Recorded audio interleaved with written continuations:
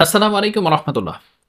Professor Yunus বাংলাদেশের মানুষের সাথে প্রতারণা করছে, সেটা আজকে মালয়েশিয়ার একটি বৈঠকের বিবৃতির পরে আমরা বুঝতে পেরেছি।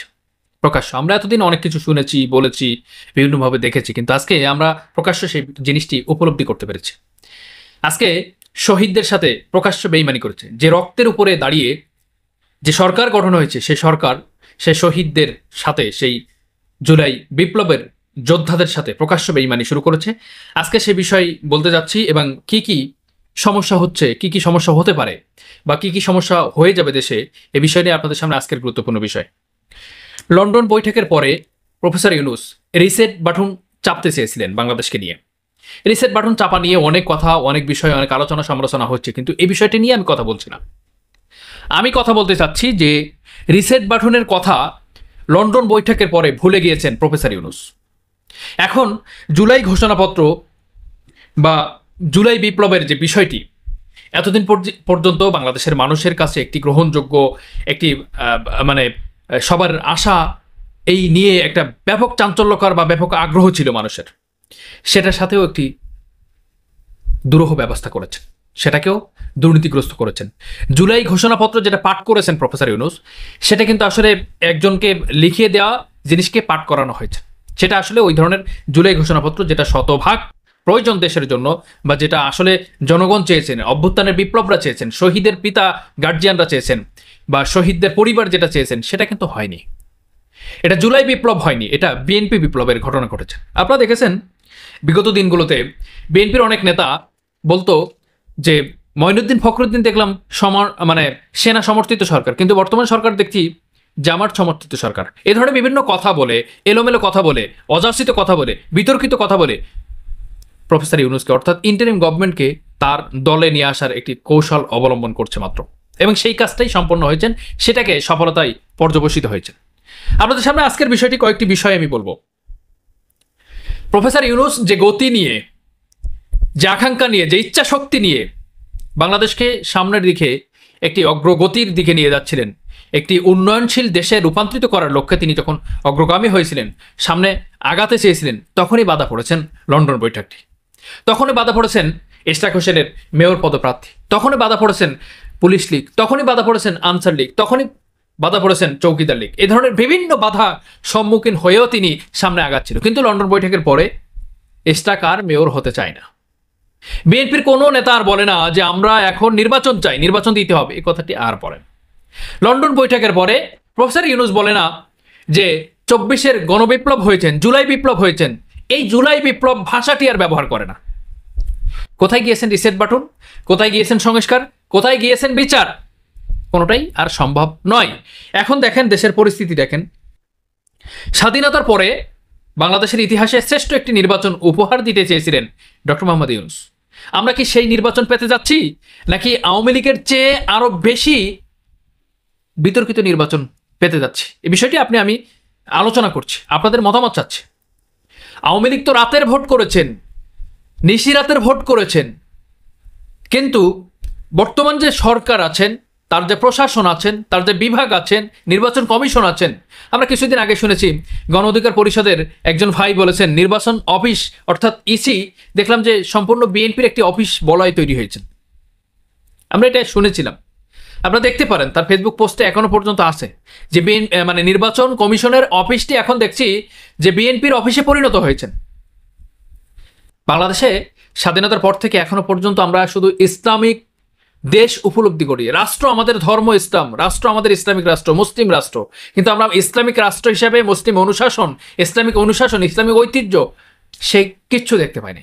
এবং এটা আদৌ সম্ভব হবে কিনা, এটার ব্যাপারে যারা যুদ্ধ করছে, যারা কথা বলছে, সে ব্যাপারে আমরা কিন্তু কখনো পক্ষপাতিত্ব করছি না, সে ব্যাপারে আমরা কিন্তু সম্মতি দিচ্ছি না। আমরা বিভিন্নভাবে ঘটা করে বলছি যে দাড়িপাল্লায় ভোট দিয়ে একজন মানুষ ফিরে যাবে সুস্থ হালাতে, এটা কিন্তু বিতর্কিত হচ্ছে। এটা বলছে সুস্থ হালাতে ফিরে যাওয়া তো আসলে সমীচীন নয়। বিএনপির চেয়ারপারসনের বক্তব্য এরকম।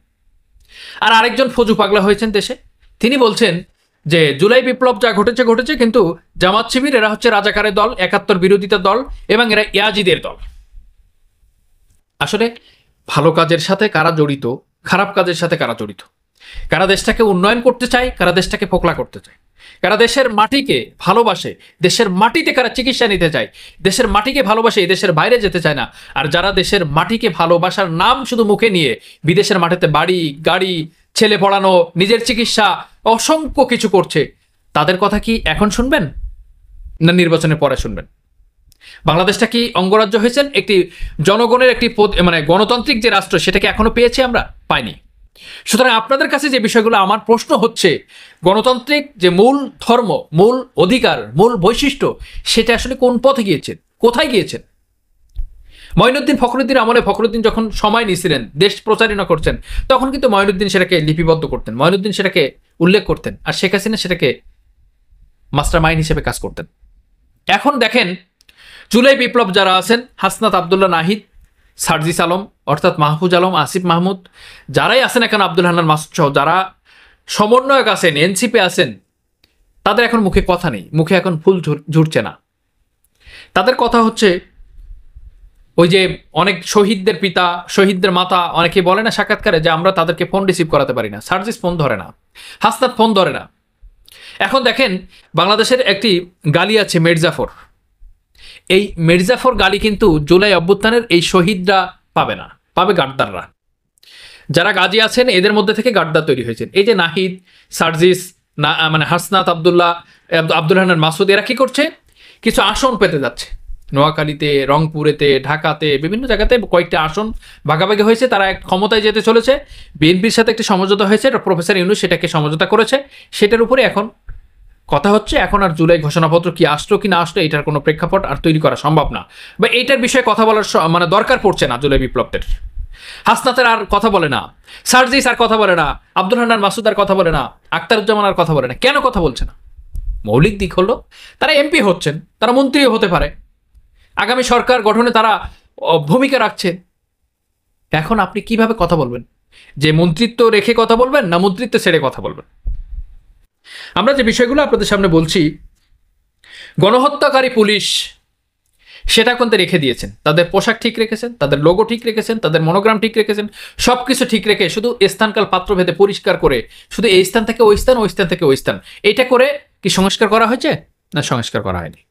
পুলিশ প্রশাসনের মধ্যে এখনো পর্যন্ত 90% আছে যারা শেখ হাসিনার নির্দেশে কথা বলতে চায়, যারা শেখ হাসিনার নির্দেশে দেশকে নৈরাজ্য সৃষ্টি করতে চায়, শেখ হাসিনার নির্দেশে এখনো পর্যন্ত দেশকে হুমকির সম্মুখে ফেলতে চায়। পুলিশ প্রশাসন কিন্তু সেভাবেই এখনো পর্যন্ত ওত পেতে বসে আছে।